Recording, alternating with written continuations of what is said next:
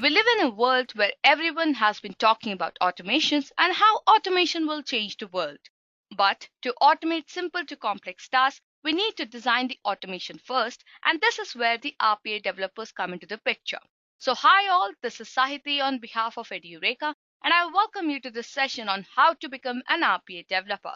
In this session, guys, we'll focus on the basic steps that you can follow to become an RPA developer. So if you're someone who is looking forward to change your domain or upskill your career to become an RPA developer, then this is the right platform that you've come on. So on that note, let's look into the agenda for today's session. So the agenda for today's session is as you can see on my screen. We'll be covering first who is an RPA developer, and then we'll be talking about the job trends of an RPA developer. After that, we'll look into the RPA developer's salary. And then I'll show you a basic job description of an RPA developer. Once that is done, we'll look into the skills required to become an RPA developer, and then I'll show you the roadmap to become an RPA developer. So on that note, let's get started with the first topic for today's session, that is, who is an RPA developer? Now, I'm sure everybody who has landed on this video has an idea about robotic process automation, but for those who do not have an idea about robotic process automation, then let me tell you that RPA or robotic process automation is a technology wherein you have to automate the manual tasks using the RPA tools present in the market. Now, this task could either be a simple task or a complex task. So all the business processes are simple to complex tasks which you automate using a simple process and an RPA tool is basically robotic process automation. So RPA developers are those designers who design these automation tasks with hands-on experience in the top tools present in the market. Now, when I say top tools present in the market, there are mainly three tools which are very popular in today's market, that is UiPath, Blue Prism, and Automation Anywhere. Now, you as an RPA developer or you as a person who started learning RPA can explore any of these tools and get a hands-on experience in these tools. Apart from this, the RPA developers also work for startups to hypergrowth companies and are responsible for designing the automation based on the client's requirement.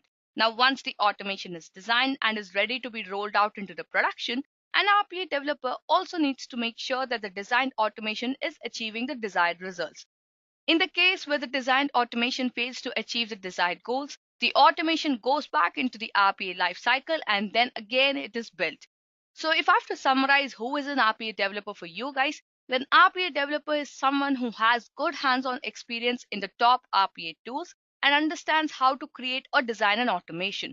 Now, the automation design could be based on the client's requirements or maybe based on the company's requirement itself, and it could be either a simple automation or a complex automation.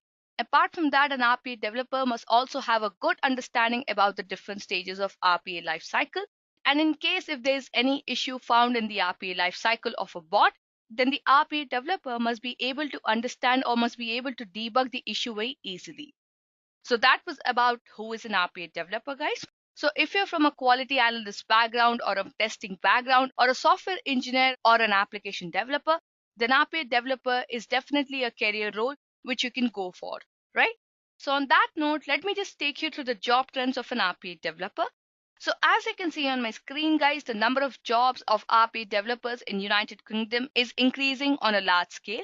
So with that, we can definitely determine that, RPA developers' career opportunities will only shoot through the roof, where both startups and well-established companies such as IBM, Infosys, KPMG are offering lucrative salaries to RPA developers. Not only this, but according to Gartner, it is estimated that around a total of 2.4 billion US dollars is estimated to be spent in the field of RPA by 2022, and also 85% of large organizations will have deployed RPA in some or the other forms. So it's an obvious fact that all the industries are looking for professionals who can easily adapt the RPA technology as quickly as possible and automate the manual tasks. So on that note, we can understand that the RPA jobs are going to definitely increase, and then all the simple to complex tasks will be automated. And companies nowadays are looking for professionals who understand how to design an automation and speed up their processes. So now that the job vacancies are available for an RPA developer, let me take you to the salary trends of an RPA developer so that you can understand what will be your pay if you shift your career to an RPA developer. So let's start with the next topic for today's session, that is the RPA developer's salary. Now, before I talk about the salary of an RPA developer, let me tell you that the salary of an RPA developer can vary on various parameters, but I will discuss the salary based on few parameters only in this session. But yes, if you want a detailed understanding about the various of the parameters on how the salary differs for an RPA developer, then you can refer to my session on the RPA Developer Salary. But for this session, I'm just going to talk about a single parameter, that is the job profile. So based on the job profiles related to RPA developers, I'll tell you the basic or the medium salary expected. So according to Indeed.com, on an average, an RPA developer can expect a salary of 5,53,000 in India and $92,000 in USA. Apart from being an RPA developer, as I was mentioning, there are various also other positions. So let's look into the salary of various other job roles related to the field of robotic process automation or an RPA developer. So let's talk about India first. So according to Indeed.com, the following are the job roles as you can see on my screen and their expected salaries. So an RPA process analyst can expect around 5,48,000 per annum. An automation engineer or an automation developer can expect a salary of 5,90,000. A senior RPA developer can expect around 7,69,000 and an RPA solutions architect can expect around 10,11,000. Finally, an RPA lead can expect around 11,26,000. So that's a huge amount of money, guys. Similarly, if you look into the same roles in USA, then an RPA process analyst can expect around $72,000. An automation engineer or an automation developer can expect around $90,000. A senior RPA developer can expect around $98,000, and an RPA solutions architect can expect around 1 lakh US dollars, and an RPA lead can expect around $1,23,000. So again, guys, there's a huge amount of money for any career role. So I would say if you're looking forward to become an RPA developer, then this is the right time that you start your career in RPA. So now that I've spoken so much about, who is an RPA developer, the job vacancies, the salaries, let me just take you through a sample job description of an RPA developer so that you understand the skills which you must acquire before your interview. So on that note, let's start with the next topic for today's session, that is the job description.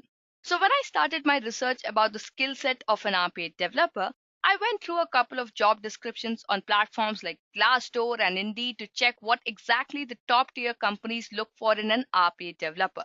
So this is the sample description that I've come up with for an RPA developer, which comprises of almost all the skills that are required by all the top tier companies, right? So if you observe in the sample job description, it clearly says that you need top-notch skills in .NET, C#, and web scripting. You need hands-on experience in the top tools. You need solid understanding of good documentational skills.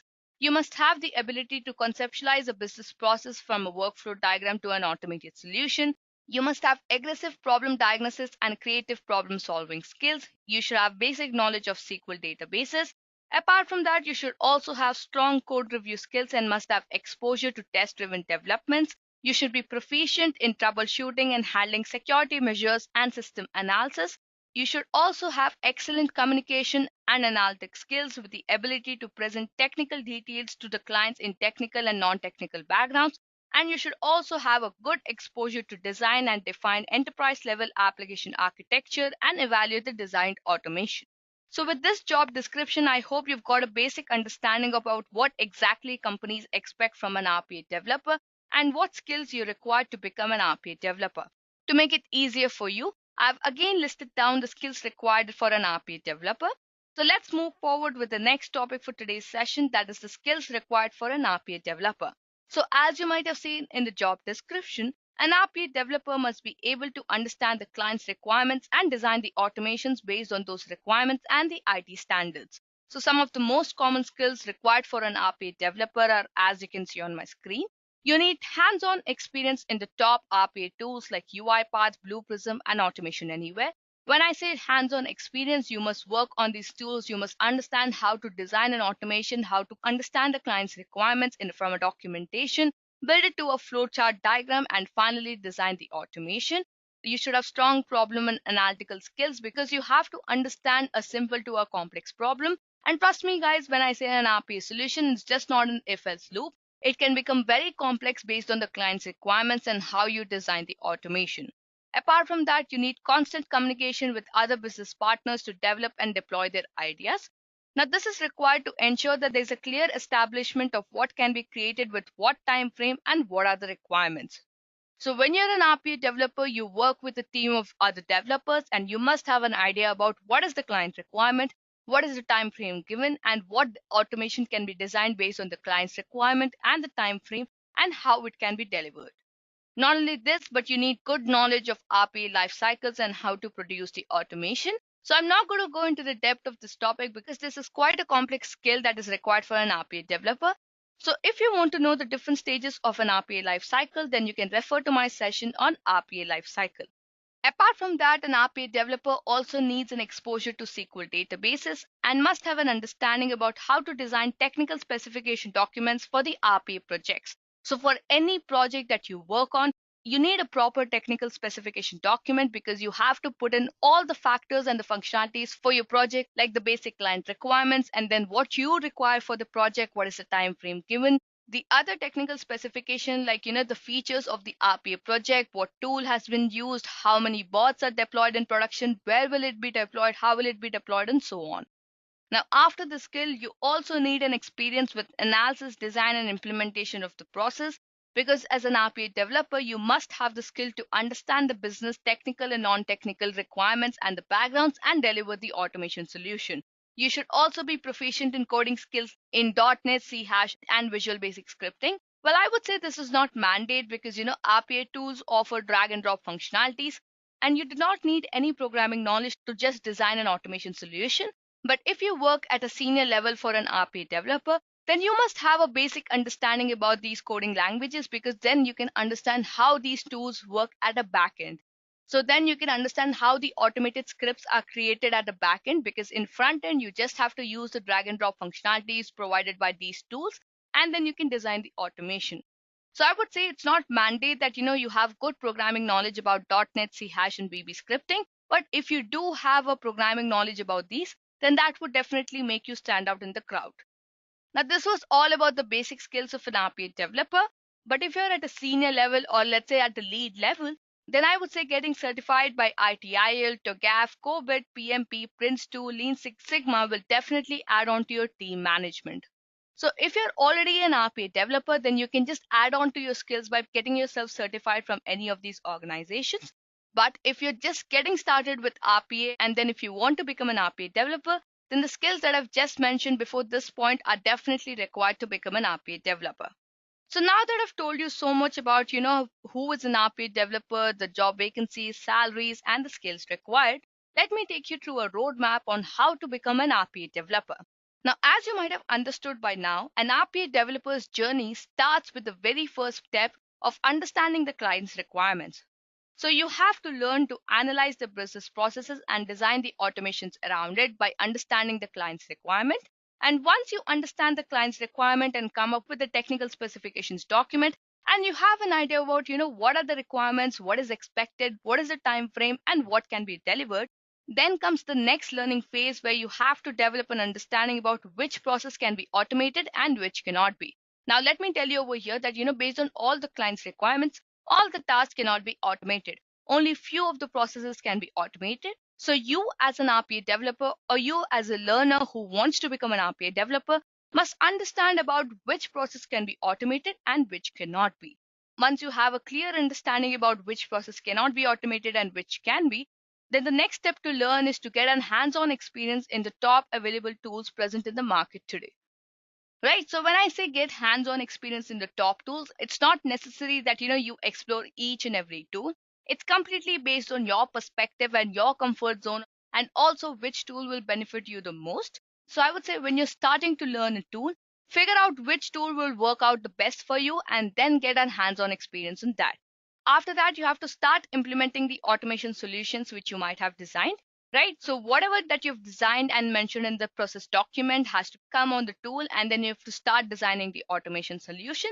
And once you design the automation solution, you have to test your automations.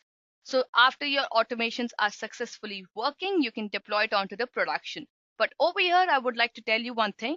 Do not just stick to one automation at a big scale.